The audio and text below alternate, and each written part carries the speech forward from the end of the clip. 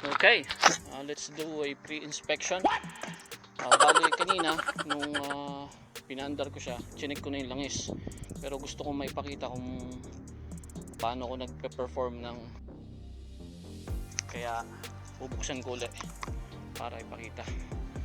So sandali, buksan ko muna tong hood.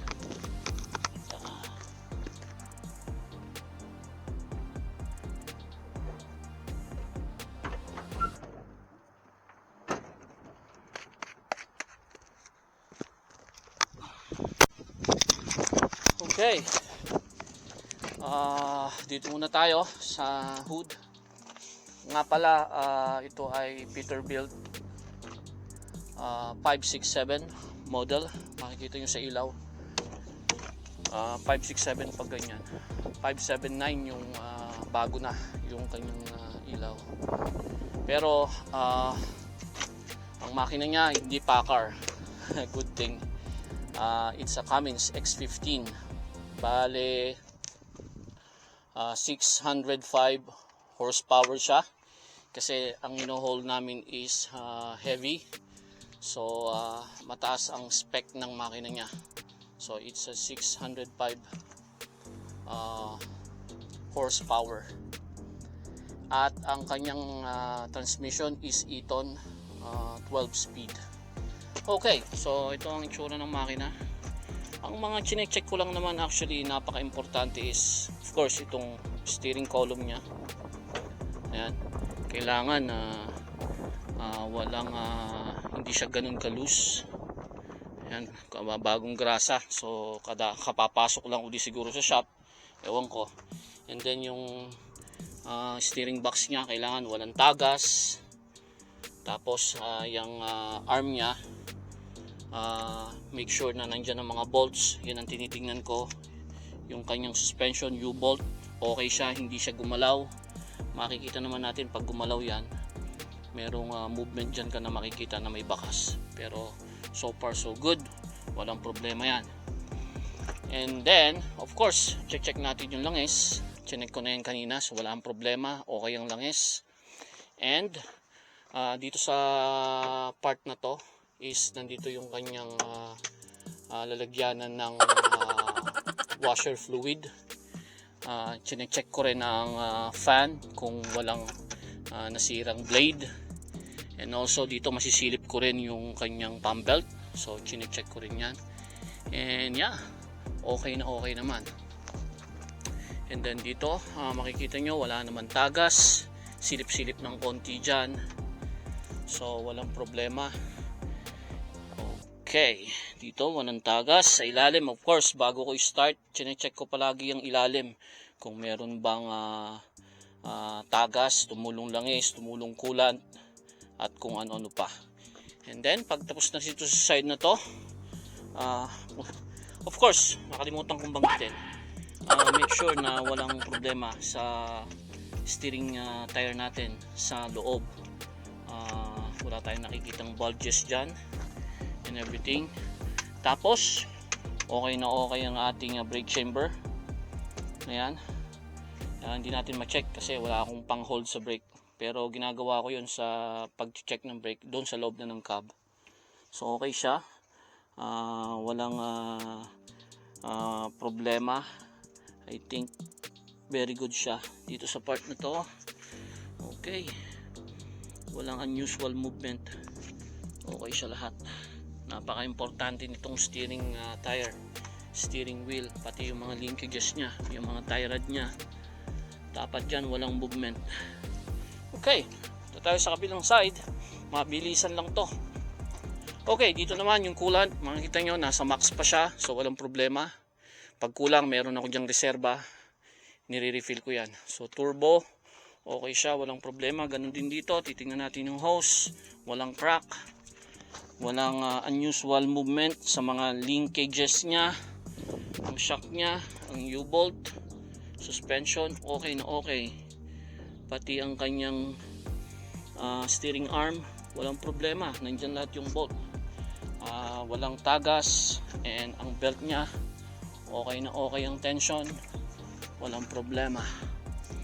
Okay, and then konting tingin-tingin sa kabuuan, pag may nakitang medyo kakaiba, dahil everyday na ginagawa natin to, alam na natin halos ang itsura ng ating engine bay. Kung makikita natin dyan kung meron mang pagbabago, mapapansin natin kaagad yan, kagaya lalo na sa mga hose. Okay na okay ang engine bay natin, walang problema. So dako tayo sa gulong. Dahil nandito na tayo, make sure kumpleto ang mga studs nya, walang problema, at ang inflation nya is okay na okay. Alright, and dito syempre titignan din natin yung ating fuel tank. Dapat walang tagas yan, no? Tapos yung def tank natin, wala ding tagas dapat yan. Okay, balik tayo dito. Tinitignan ko kung yung mga chains ko is may loose dyan or hanging na pwedeng malaglag while nagbabiyahe ako. So far, walang problema.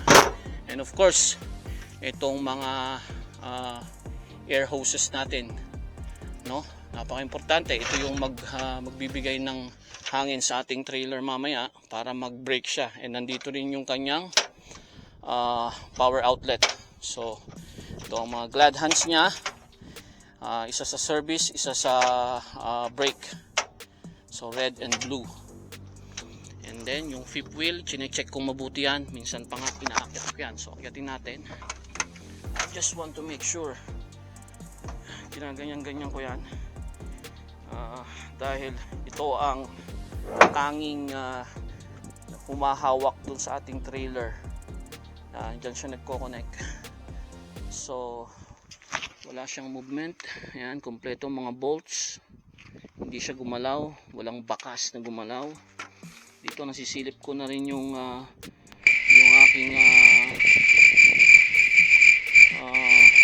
airbag. Nandyan, okay siya. And then yung propeller shaft, okay din, walang problema.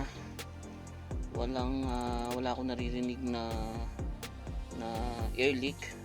Puno na yung tank ko. And then dito masisilip na rin kung ang wheel seal natin is may tagas. Magkakaroon dyan ng langis-langis dito sa loob nya. So wala, hindi gumalaw din ang suspension. Magkabila, okay na okay. Wheel seal, okay siya. Okay, tayo. And then check din ang gulong. Lahat ng stud nandyan, okay siya lahat. Kuta natin, airbag, okay siya, walang crack, meron siyang air. Tapos ang mga tornilyo ng shaft natin is okay, walang problema, walang tagas din dito magkabila. And then ang fifth wheel, well greased siya, sobra nga yun, sobra siyang nagrisan. So yeah, ayan siya, naka-open siya. Okay, so i-connect natin nandito mamaya. Ayan yung kingpin niya, okay. Yung ilalim, time na rin para sa trailer para masilip kung merong mga collapse parts, kasi tandaan, very heavy ang aming load. So kapag nakita kong may bend na dyan, meron kami mga trailers doon na bend na, may crack siya, kailangan wag nang ibiyahe yun. Pero okay siya. Mamaya check ko yung mga ilaw.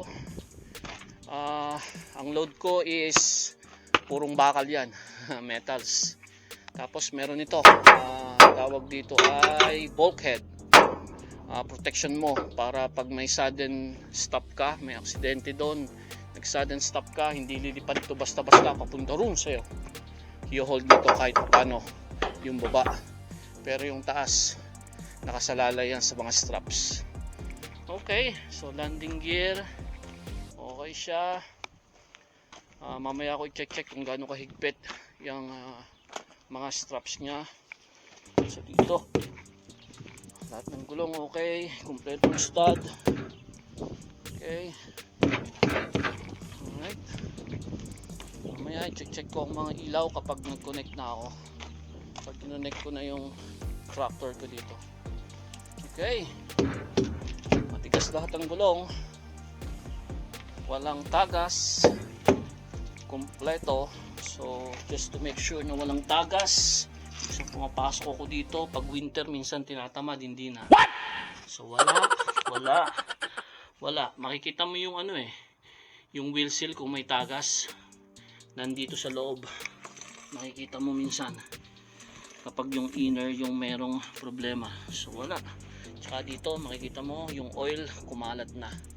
Yun yung sanhi na kumakalas yung mga gulong ng trailer. Pag hindi napansin yun na may leak na pala yung wheel seal niya. Okay, good. Check kung mayroong tarp to. Kailangan ko pang kumuha ng isang tarp. Okay,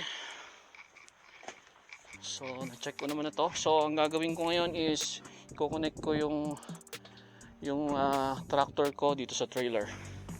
Okay.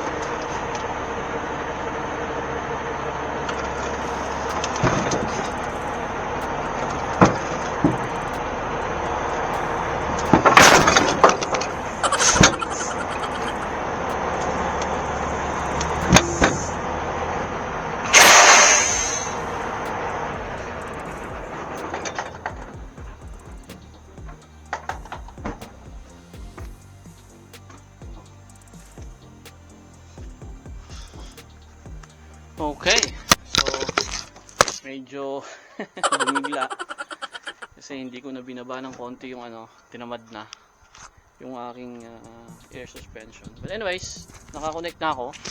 So ginagawa ko dyan, sisilipin ko yan kung yung bolt na yan is pumasok na at tong handle is pumasok na doon, meaning naglock na yung jaw ng fifth wheel. Ayan.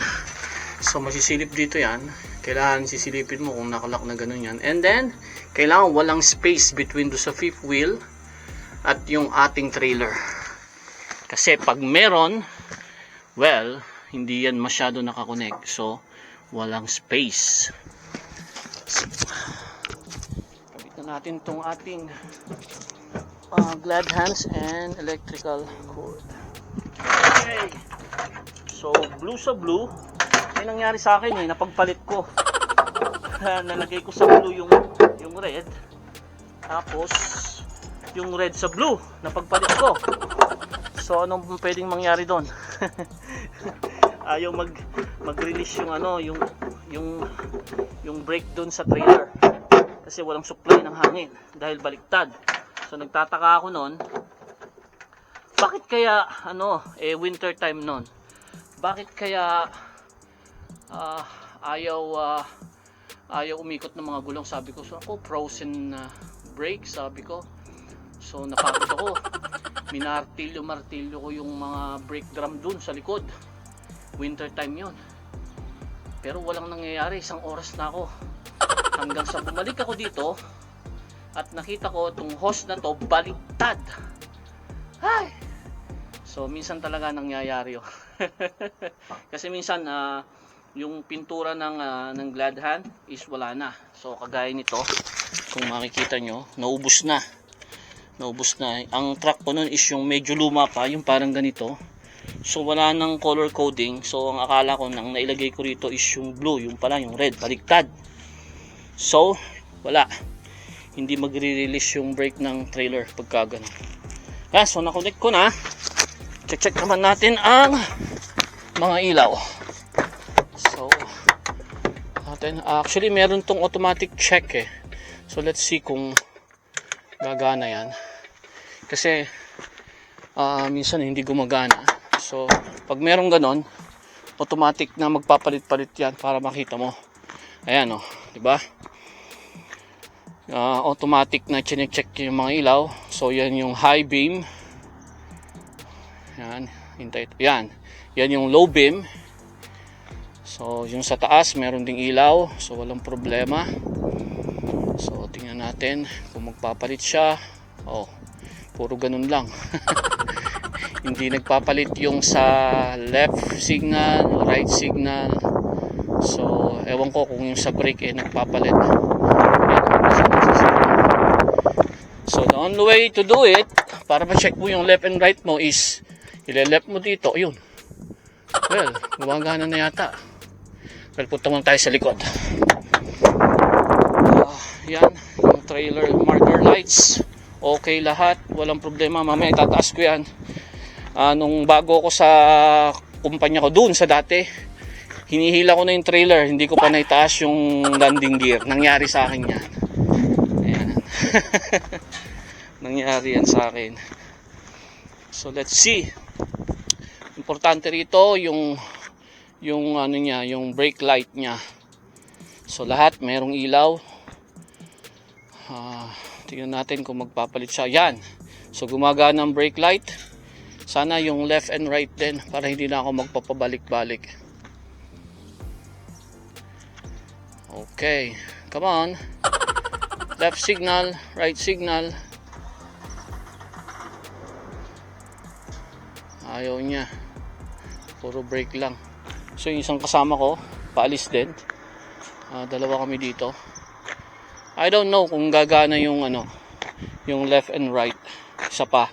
Try natin. Pag brake uli, then I have to do it manually. Well, yeah. Hindi siya gumagana. So, I have to do it manually. So, ang gagawin ko is i-activate ko yung left signal, then punta ako sa harap likod, and then yung right signal harap likod, and then hazard. Yun lang. At yun po ang aking routine sa aking pag pre-trip bago mag-start ng biyahe. And then yeah, sa biyahe na lang yung mga ibang kailangan pang i-check kung may maramdaman man akong kakaiba. So yun lamang po, hanggang sa muli. Maraming salamat po.